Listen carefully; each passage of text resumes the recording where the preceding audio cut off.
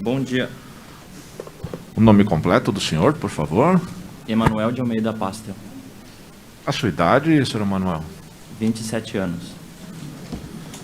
Nós estamos aqui tratando o julgamento do caso da Boate Kiss. Temos 4 acusados: Elisandro Spor, Luciano Bonilha Leão, Mauro Hoffman e Marcelo de Jesus dos Santos.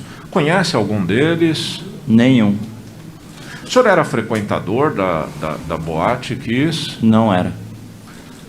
Esse dia em que os fatos ocorreram foi a primeira vez que o senhor lá esteve? A primeira vez. Me conta como foi, por gentileza, desde o horário que chegou lá. Faça um relato livre, por favor. Certo. Eu estudava em Porto Alegre, na URGS, meu irmão gêmeo na UFSM. E nós fazemos aniversário dia 29 de janeiro. Então eu fui para a cidade de Santa Maria para nós passarmos o nosso aniversário juntos. Então nós fomos com os colegas deles para a casa noturna, para Kiss, na noite do dia 26, para comemorarmos o nosso aniversário. Era a primeira vez que eu estava lá, o meu irmão ele já tinha frequentado algumas vezes. Uns 15 minutos antes do início do incêndio, foi por volta das 13h20 da madrugada, muitos dos colegas dele saíram, e das colegas também. Então praticamente só estava eu, ele, a namorada dele, a ex-namorada dele e a cunhada dele. E uma menina também estava comigo. Então, qual o detalhe do relato? Todo o relato? Todo o relato, por favor, fale livremente. Tá, perfeito. Nós estávamos no bar superior, perto da saída de emergência, muito próximos. No início, nós estávamos ali no bar, começou um certo tumulto, mas da nossa posição nós não tínhamos visão do palco e nem da pista. Então começou um tumulto e surgiu algum boato que era briga. Então nós nos escoramos no bar para permitir que as pessoas passassem. As pessoas começaram a passar, passado alguns 30 segundos, muito pouco tempo, nós tivemos visualização já da fumaça. E eu me lembro de ver a fumaça, eu me recordo, e aí eu me lembro que eu até achei curioso que eu tinha a percepção que ela estava subindo, do piso para o teto. A coloração da fumaça, o senhor... Cinza. Cinza. Aquela ali que eu visualizei era cinza. Tá bem, pode ela estava na parede e tinha iluminação ali, exatamente. Então, nós visualizamos que era uma fumaça, então era incêndio. Então, nós começamos, eu, meu irmão e as gurias, a se locomover em direção à porta principal, porta de saída de emergência. Começou o tumulto, as pessoas começaram a se chocar, e ainda durante esse momento estava acontecendo a iluminação e a música de fundo. As pessoas começaram a se apertar e virou um tumulto. Desse tumulto, eu me desencontrei do meu irmão, ele seguiu pela direção no sentido esquerdo de quem está saindo, ele foi com as gurias, e eu fui no sentido direito. Nisso, de repente, teve um aumento significativo da presença de fumaça na camada respirável e de temperatura também, numa situação insuportável. Nesse momento, as pessoas então entraram em estado de pânico, começaram a se atropelar, se puxar, se empurrar. Só um segundo. O senhor consegue estimar, digamos, do primeiro momento em que lhe pareceu tratar-se de uma briga até esse momento em que as coisas se intensificaram, saberia precisar quantos minutos se passaram? A precisão não, mas a ordem de grandeza não passa de 1 minuto e meio. Certo. Essa ordem de grandeza. Então, dessa situação, quando teve a presença de fumaça e aumento de temperatura, as pessoas entraram em estado de pânico. E, logo em seguida, uns 30 segundos mais para frente, a iluminação apagou, ficou tudo escuro, e o som também. Então, nessa situação, se agravou mais ainda. Então, as pessoas já estavam em estado de pânico, ficou uma situação terrível. Realmente foi horrível. Então, eu me lembro de estar indo em direção à saída de emergência, eu me desencontrei da guria que estava comigo, que era a Lana Villers. Aí, eu puxei meu celular para iluminar o chão, porque estava realmente muito escuro, não teve a iluminação de emergência não funcionou, e eu também não conhecia a casa noturna, e eu me lembro de ter procurado pelas placas de fotoluminescentes e eu não identifiquei nenhuma, não visualizei. Então eu só tinha o sentido da saída de emergência, mas eu não tinha o conhecimento da rota. Então por isso que eu puxei meu celular para iluminar o chão, ter uma iluminação. Nesse momento, quando eu puxei meu celular, bateram em mim, meu celular caiu no chão, e eu me abaixei para pegar meu celular, bateram em mim novamente, eu caí no chão. E aí eu me lembro de memória do chão que por ali estava realmente muito fresco e muito bom. Mas mesmo assim eu fiz um esforço para levantar e eu fui indo em direção à saída de emergência. Eu não fui diretamente eu não fui pela porta, tinha um hall de entrada, né? Só queria que o senhor repetisse isso, porque talvez seja uma questão técnica importante. Na parte de baixo, ao resto do chão, digamos assim, a sensação era de... Tava um frescor em relação em cima. Era mais fácil respirar, digamos assim. Não sei se respirar, me lembro só de estar... Tinha um frescor. A temperatura mais baixa, isso, então. Vamos mais baixa. Perfeito. Exato. Pode seguir. Mas, imediatamente, quando se levanta, já tinha a respiração da fumaça. Eu me lembro que eu respirava fumaça, particularmente. E quente. E realmente estava muito quente. Então, eu me levantei para continuar a saída, a evasão. E eu também me lembro que eu sentia algumas coisas quentes. Para mim, eram frias. E eu me lembro que estavam pingando em mim algumas coisas. E eu pensei, os chuveiros automáticos estão funcionando na minha cabeça. Só que não era alguma coisa quente pingando em mim, me queimando, gotejando em mim. Aí então eu saí pela porta lateral direita. E aí eu fui para a rua. Aí eu saí. Nessa sua saída, o senhor se deparou com algum obstáculo físico? Não. Como eu saí pela lateral direita, eu não me lembro de ter me deparado com nenhum obstáculo físico. Continue me falando a partir do momento que o senhor chega do lado de fora. Tinha gente? Como que foi? Quando eu saí pelo lado de fora, eu me lembro de não estar o corpo de bombeiros, não ter nenhuma movimentação significativa na frente. Inclusive, eu me lembro de ter pedido ajuda por uma pessoa que estava ali com o carro estacionado. Aí eu pedi, deu um incêndio, tu precisa nos levar para o hospital. E aí ele estava curioso, como provavelmente foi no início, ele estava curioso, ele não me atendeu esse meu pedido. Então eu desci a rua e fui até um estacionamento. Não o estacionamento do Carrefour, estacionamento mais abaixo. E disse a mesma coisa. Aconteceu um incêndio na Kiss, a gente precisa de ajuda, estou machucado e tem outras pessoas. Mesmo assim, eu não fui atendido. Então eu comecei a retornar para a boate, porque eu escutei algumas sirenes chegando. Quando eu estava subindo pela rua, nisso estava descendo um rapaz muito machucado. Ele estava com queimaduras sérias no rosto, na bochecha, eu me lembro. E nisso estava subindo uma viatura da Brigada Militar. Então, eu coloquei o rapaz dentro do carro e também entrei dentro do carro e solicitei para a polícia nos levar para o hospital. Das pessoas que estavam com o senhor ali, houve falecimentos? Sim, a menina que estava comigo, Alana Villers. Como chama? Alana Villers. Ela tinha quantos anos?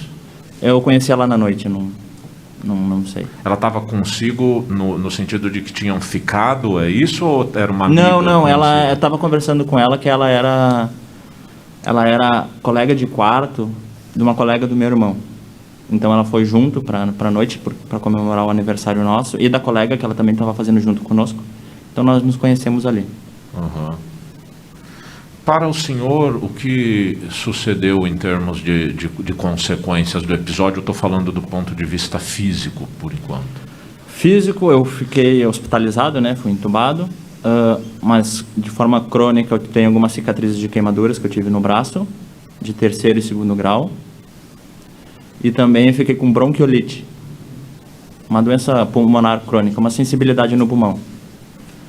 Me diga uma coisa, Emanuel.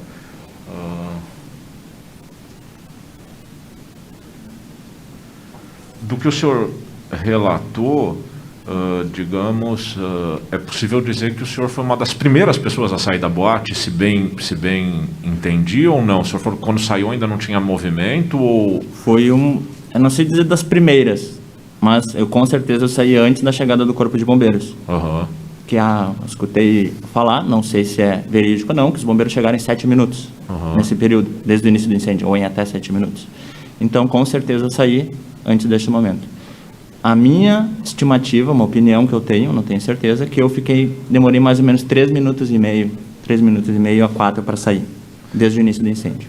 E psicologicamente, como que a sua vida se desenrolou a partir disso?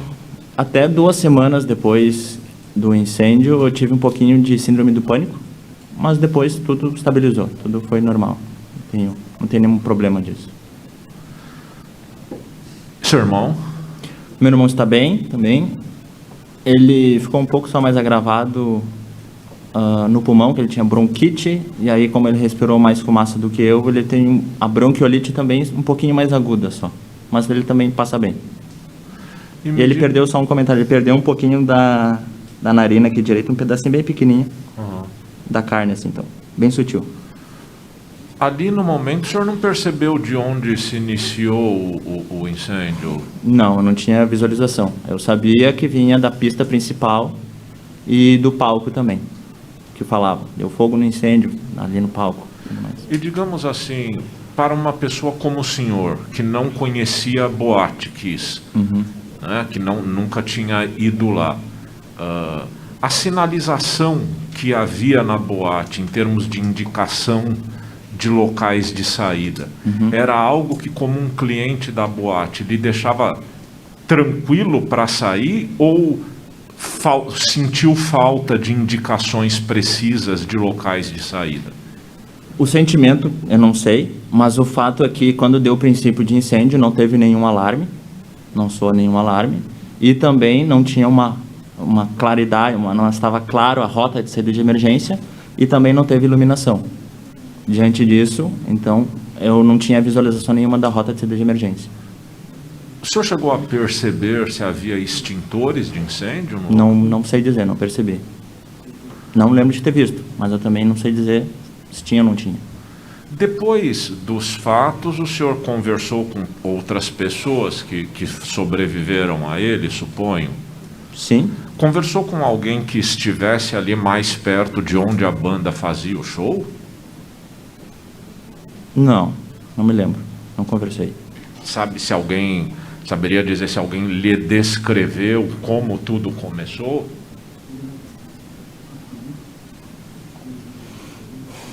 Não, também não.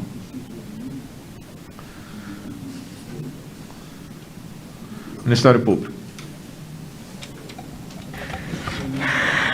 Emanuel,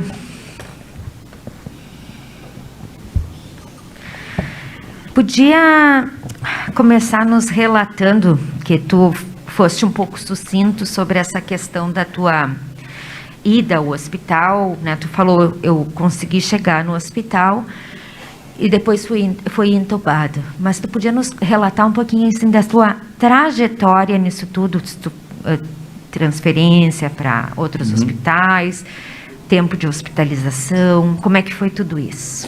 Eu cheguei no Caridade, através da Polícia Caridade, só para que as pessoas daquelas... Né, é um hospital em Santa Maria, é isso? Isso, eu cheguei no Hospital Caridade em Santa Maria, levado pela Polícia Militar. Chegando lá, eu fui levado para a emergência, para a sala de emergência, e já tinha muitas vítimas lá. E eu peguei, eu me lembro que eu deitei na última maca disponível. E fiquei deitado ali, esperando atendimento. E neste momento, estava chegando com muita frequência mais e mais vítimas. Certo. E todas que estavam chegando em determinado momento estavam bem lesionadas, machucadas, queimadas, e também já pareciam inconscientes. Certo? Sim. Também me lembro do hospital da equipe, naquele momento que ele estava, me marcou muito, foi um dos funcionários estava em estado de choque, dos funcionários do hospital. Depois disso, eu fui transferido para uma ala que já foi montada rapidamente, com alguns leitos. Fui atendido, eu me lembro, por uma médica oftalmologista de Santa Cruz, que foi ali ajudar, e ela vedou meus olhos, que eu tinha queimado muitos olhos. Eu fiquei com os olhos vedados, estavam bem queimados. E aí depois fui transferido por um leito um pouquinho mais fechado e reservado. E daí junto estava um colega meu de infância, que eu me encontrei com ele ali. Ele ficou me ajudando, dando assistência. Por volta do meio-dia, não me lembro exatamente, a minha mãe veio, lá de Porto Alegre, ela se dirigiu a Santa Maria, meu pai e minha mãe veio, e nisso surgiu uma disponibilidade de ambulância para me levar para Canoas. Sim. Então eu fui transferido para o Hospital da Obra de Canoas por ambulância. De ambulância ou de helicóptero? Ambulância. Tá.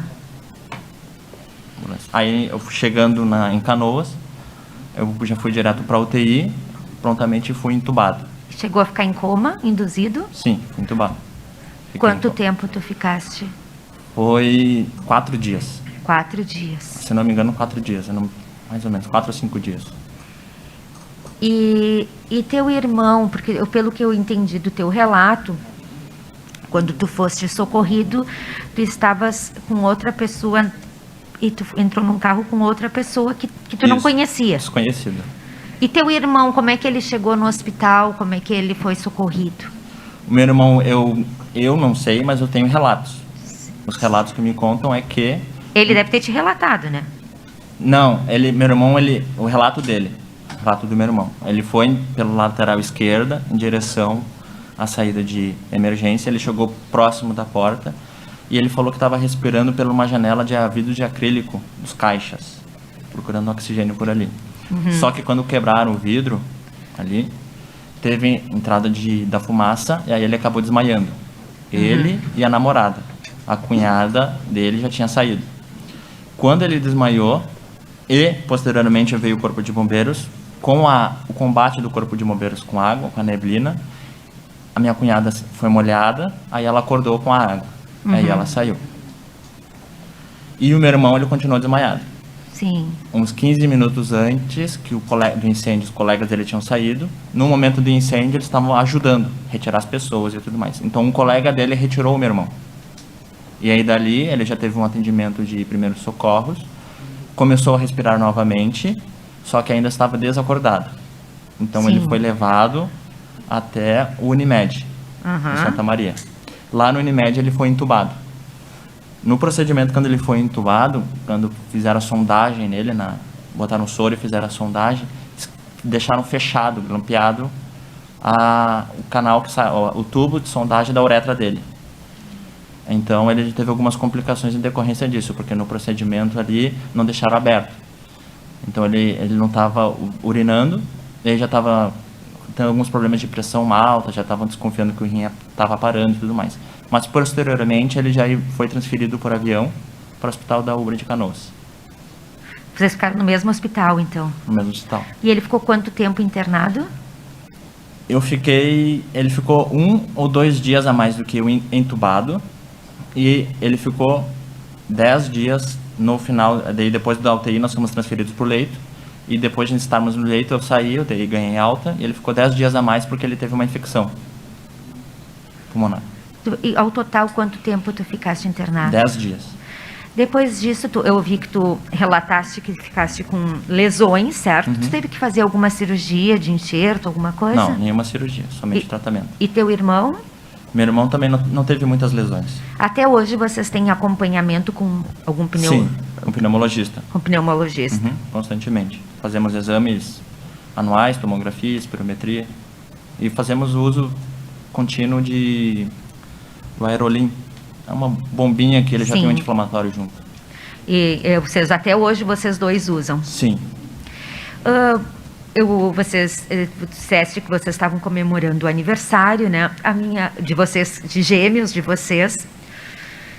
Tu podias me explicar se vocês tinham feito uma reserva? Como é que foi, assim, se vocês tinham, ou vocês, a gente vai lá, ou tinham, assim, combinado com um grupo? Como é que foi essa organização desse aniversário? Não foi feito reserva, que eu me recordo, não foi feito reserva. Nós marcamos com um grupo e fomos. Não tinha, então... Era um círculo pequeno de amigos, não era muito. Não eram muitas pessoas. Vocês foram... o senhor se recorda exatamente quantas pessoas... Não me recordo. Ordem de grandeza de 15 pessoas, não passando disso. Sim. E vocês chegaram lá e ficaram em alguma mesa para comemorar esse aniversário? Ou... Não. Não. Sem mesa. Sem mesa. Na época, tu disseste que estava estudando aqui na URGS, né? Isso. E que faculdade tu fazia? Engenharia de Minas. Engenharia de Minas. E depois, tu concluíste isso? Como é que foi isso? Eu concluí, um pouco antes de concluir, comecei a trabalhar numa empresa de proteção contra incêndios, me especializei em engenharia de segurança do trabalho e, posteriormente, engenharia de incêndio, na URGS.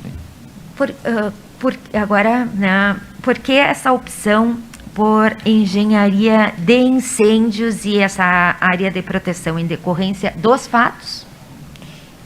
Não sei dizer se foi em decorrência dos fatos. O fato é que surgiu uma oportunidade para mim e eu, desde lá, assumi esse desafio, tenho tentado cumprir com o meu dever. Sim. E quando tu diz tenho tentado cumprir com o meu dever, o que tu está querendo dizer com isso? Atender às normas, às legislações. A realidade é que hoje o Brasil, como um todo, não tem uma grande preocupação com prevenção de segurança. Não somente contra incêndio, mas prevenção como um todo.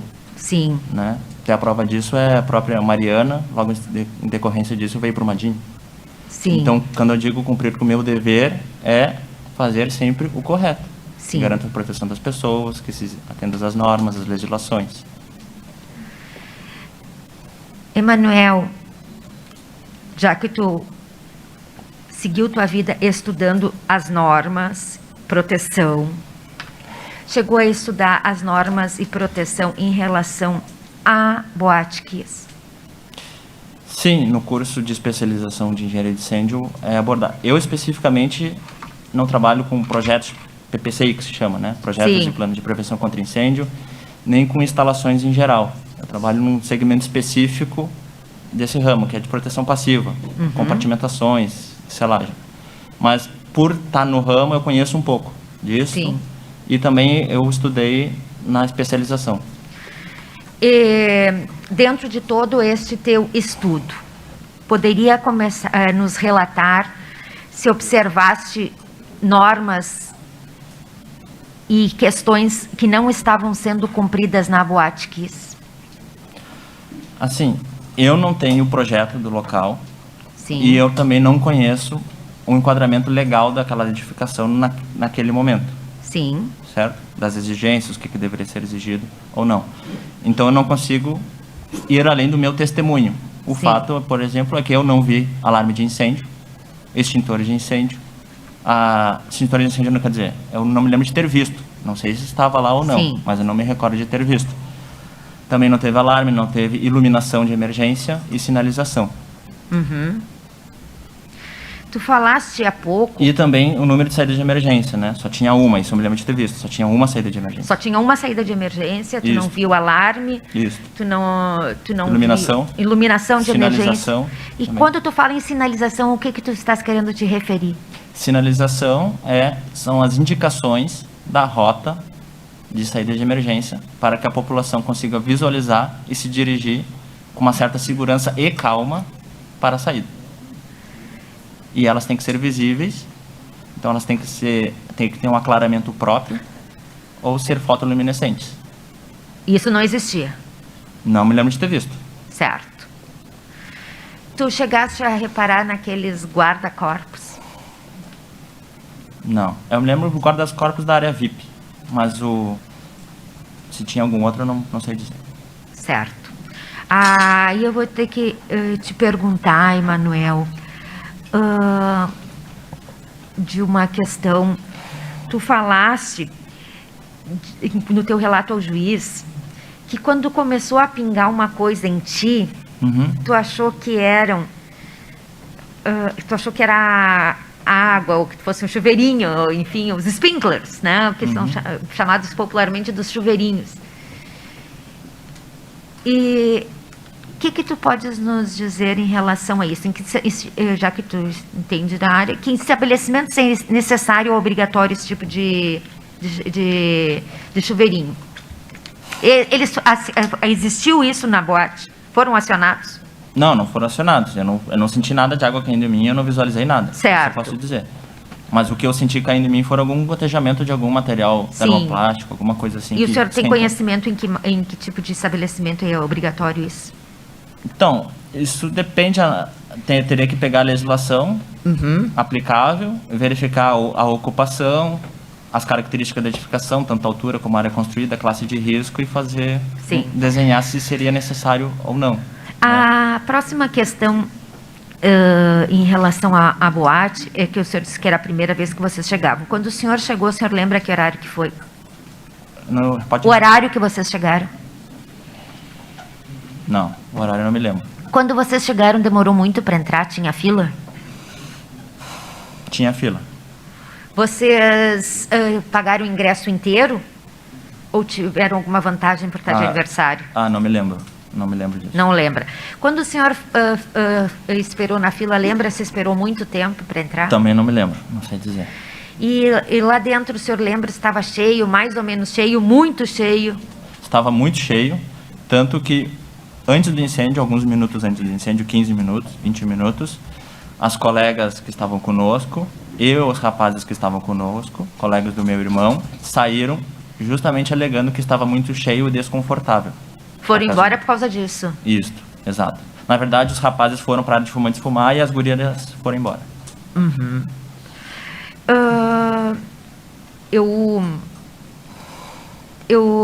Tu falaste que tu tivesse tratamento, enfim. Tu podia contar ali um pouquinho como é que foi a tua trajetória pessoal em relação ao teu tratamento e em relação à tua vida pessoal? Olha, eu sou muito tranquilo. Graças a Deus eu não tive nenhum trauma em relação a isso. Eu Sim. falo abertamente sobre isso, não tem problema nenhum. Embora realmente tenha sido muito delicado e difícil.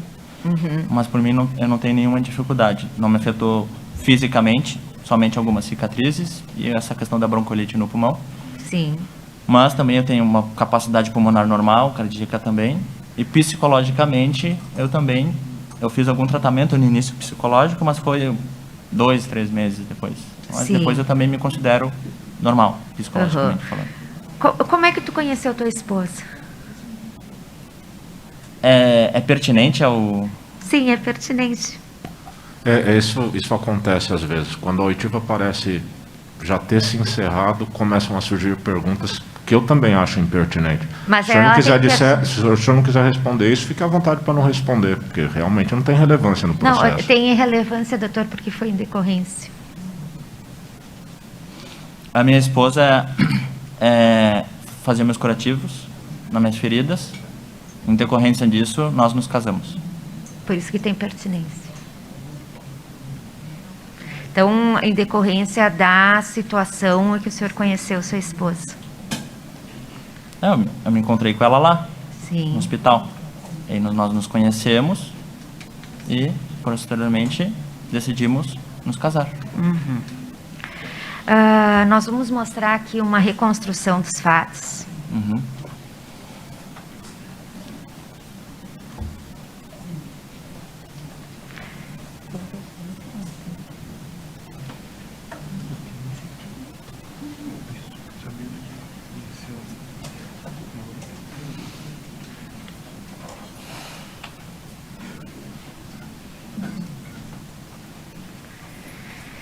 O senhor se recorda se... Onde eu estava? Sim, Onde é que o senhor à estava? direita. Vira a tela, rotaciona para a direita, exatamente aí. Aqui, perto do bar. No bar. No No bar. bar, no O que bar. o senhor tinha bebido? Uma dose de uísque. Uma dose de uísque. Seu irmão estava nesse momento que começou o fogo, que o senhor viu fumaça aqui? Rotaciona para a esquerda, por favor. Neste painel aí.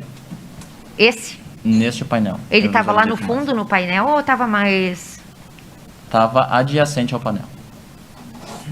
aqui? Uhum, eu visualizei fumaça aí. Tá. O senhor, quando fala que visualizou fumaça, o senhor diz o seguinte: eu ouvi ainda som. Uhum. Isso. Eu Isso. tinha a iluminação da festa e eu me lembro de escutar o som ainda. E o Não senhor- muito alto, mas eu escutava alguma coisa de E o som. senhor ouviu alguém dizer nos equipamentos de som que estava pegando fogo na boate? Não consigo afirmar isso. O senhor ouviu Não. isso? Não ouvi. Não me lembro de ter ouvido. Não lembra de ter ouvido. Não me lembro de ter ouvido. E o senhor chegou, sabe onde é que sabe conseguir se localizar onde estava acontecendo o show? Sim. No palco principal, esta é a pista, neste palco. Nesse palco aqui. O senhor Nesse chegou a palco. assistir alguma parte do show? Sim, eu fui para a pista em algum momento da noite e pela densidade de pessoas, estava muito cheio, eu saí. O senhor soube que foi utilizado artefatos pirotécnicos? Não soube. O seu irmão, o senhor disse que morava em Santa Maria, certo? Uhum. Quando ele era frequentador da boate? Frequentador, não. Ele ia mais na casa de estudantes, mas ele já tinha frequentado. Ele já tinha assistido alguma vez show da gurizada fandangueira? Não. Não. Quando o senhor, que estavam de aniversário, enfim, né, e tinha mais a outra amiga de aniversário, o senhor disse que vocês chegaram a pedir as champanhes com as... Não pedimos. Viu-se isso circulando nesse dia, nessa noite? Com as velas? Não me lembro de ter visto. Não lembra de ter visto. Não me lembro de ter visto. O seu irmão chegou a lhe dizer se alguma vez tinha visto o show com artefato na Kiss? Com artefato pirotécnico? Não me disse. E outras pessoas disseram? Também não. Também não. O senhor disse que saiu pela lateral... Seu irmão saiu, ele lhe disse pela lateral esquerda, é isso? Isso. O senhor sabe por que caminho ele saiu? Mais ou menos sim. Qual A que direção foi? eu sei. Pode retornar para ali, para o bar de cima, por favor? Onde nós estávamos. Sim. Aí, um pouquinho mais para frente, por favor. Bom, essa seria a nossa visão. Tá. Desta visão, ele seguiu em direção à esquerda. Isso. À direita agora, vira à direita, por favor. Ele falou que foi pela esquerda. E ele disse que estava tentando pegar ar pelo caixa. Pelo uma janela de acrílico. Isso que ele disse. Aqui tem... Vamos ali no caixa, que tem um caixa aqui. Esse caixa? É, provavelmente foi esse. Não, aqui é a chapelaria. Mas vai mais adiante. Mais pra frente. Aqui? Isso, este aí. Ele estava tentando respirar, pegando ar pelas janelas do caixa.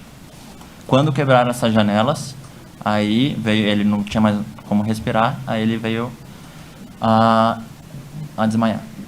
Tá, e o senhor? Pode retornar lá pro bar de cima, por favor. Tá, agora vira pra gente. Retorna, por favor. Aí.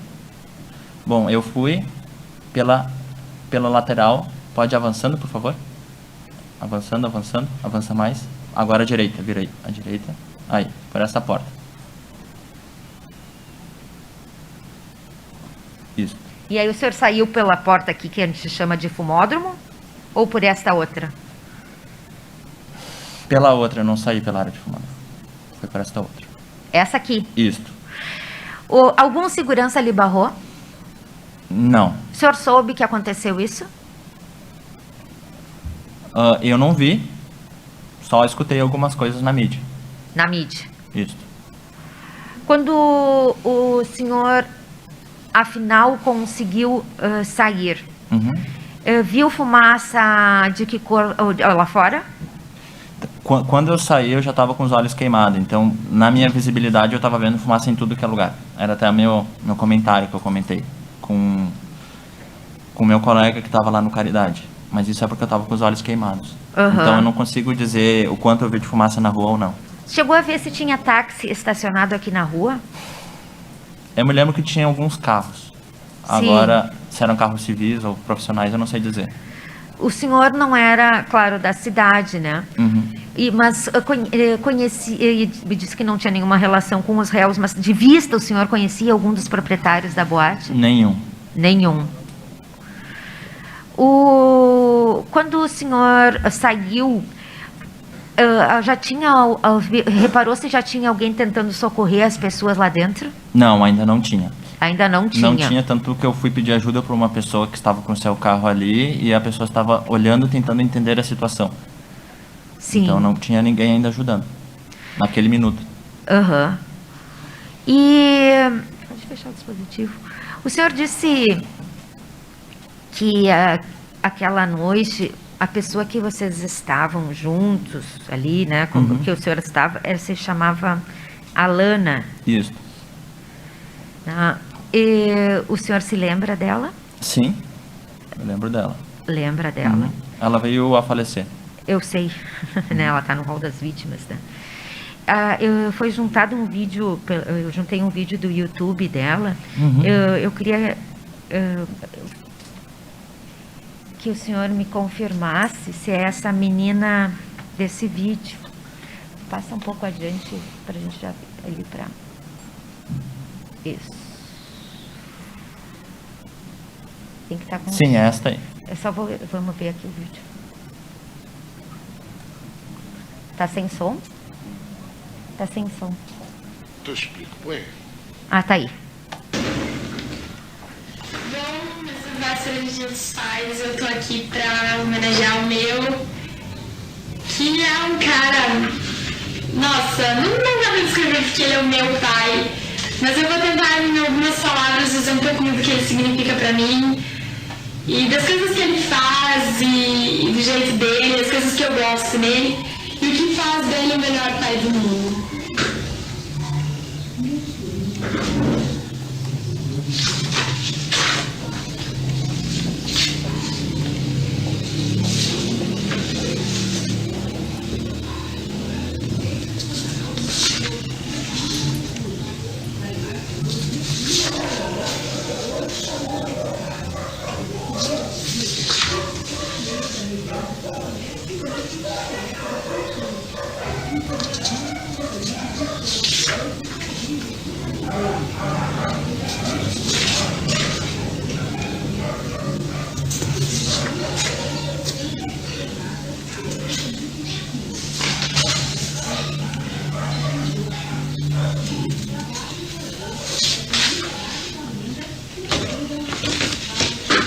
Te amo, pai.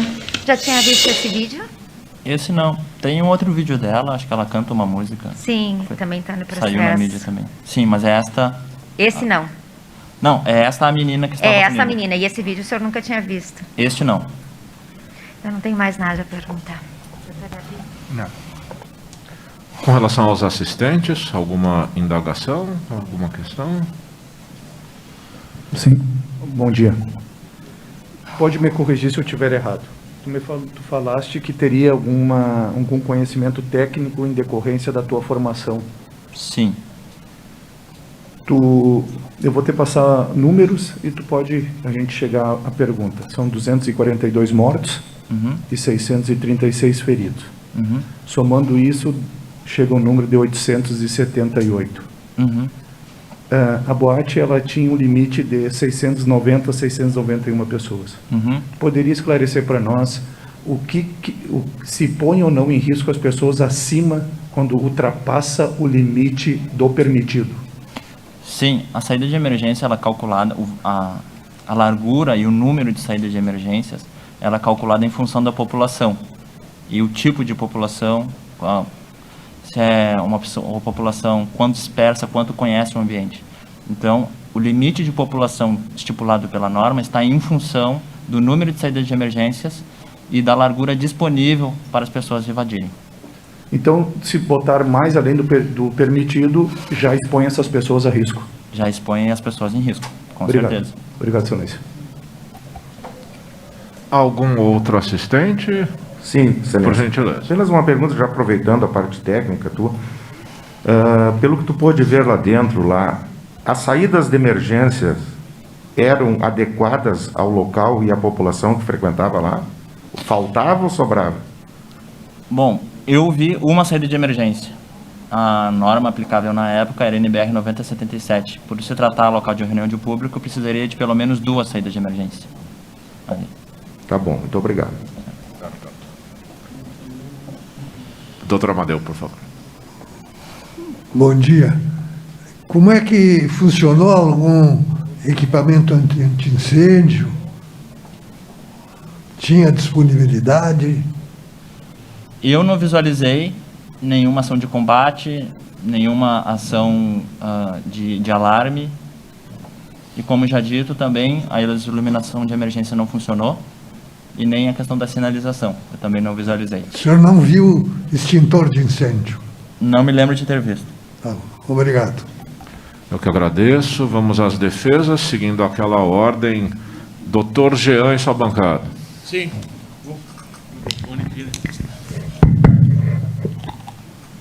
Bom dia. Tudo bem? Seguinte, nós temos duas NBR aqui, 9077, 10897, excelências. Elas dizem que locais como aqui deveriam ter esses chuveirinhos. Tchê, se existissem esses chuveirinhos, talvez Eu não toda sou essa... sordo, pode falar mais baixo. Sabe, talvez toda essa tragédia pudesse ser menor. se tivesse esses chuveirinhos na Kiss? Quer uma resposta técnica ou uma opinião como testemunha? Como tu quiser, tipo. Emanuel, fica só pode sentar assim? O senhor vai ouvir o doutor Mormente e o doutor Jean, tenho certeza que o senhor vai ouvir, porque ele tem o tom de voz. Vira normal, como o senhor estava, porque a gente precisa captar a sua voz no microfone. Tá, perfeito. Isso que é importante. Respondendo a tua pergunta, em qualquer local e ambiente de incêndio que tenha os chuveiros automáticos, o chuveiro automático, em geral, se não é algum tipo especial, ele não vai fazer, provavelmente, a total extinção do incêndio, mas ele vai, com certeza, retardar a propagação de chama e também de fumaça. Obrigado. Assim, tu ficou sabendo, Emanuel, que os extintores negaram? Não fiquei sabendo. E a lotação, como é que estava a casa naquela noite? Estava lotado? Muito lotado? Estava muito lotada.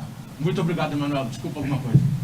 Olá pessoal, vamos falar hoje de medida protetiva de urgência, mais comumente chamada de medida protetiva. Quando uma pessoa está correndo risco de vida sobre sua integridade física, a gente pode estar pedindo essa medida protetiva. Qual que é a maneira e qual que é a finalidade disso? A maneira correta você vai numa delegacia, por exemplo, uma mulher está sofrendo uma ameaça do marido, ou o marido constantemente vem falando que vai agredi-lo, que vai matar. Ela procura uma delegacia, a gente faz o registro do boletim de ocorrência, ela declara que ela quer uma medida protetiva, a gente faz a documentação, a gente faz a papelada e encaminha para a justiça decidir de dar essa medida liminar. Geralmente a medida liminar é de afastamento do agressor do lar. Então nessa medida liminar vai estar que o agressor deve ser afastado do lar para que essa agressão cesse, que essa ameaça de morte cesse e que não venha ocorrer um mal maior. Tá, pessoal? Mas geralmente é feito na delegacia. Na delegacia a gente faz todo o procedimento da medida protetiva, encaminha para o fórum, sai a liminar e o juiz manda o oficial de justiça junto com a polícia fazer o cumprimento. Tá? E existe também o crime de descumprir medida protetiva. Se descumprir medida protetiva e leva para a delegacia, a gente prende, aí é na área criminal, tá?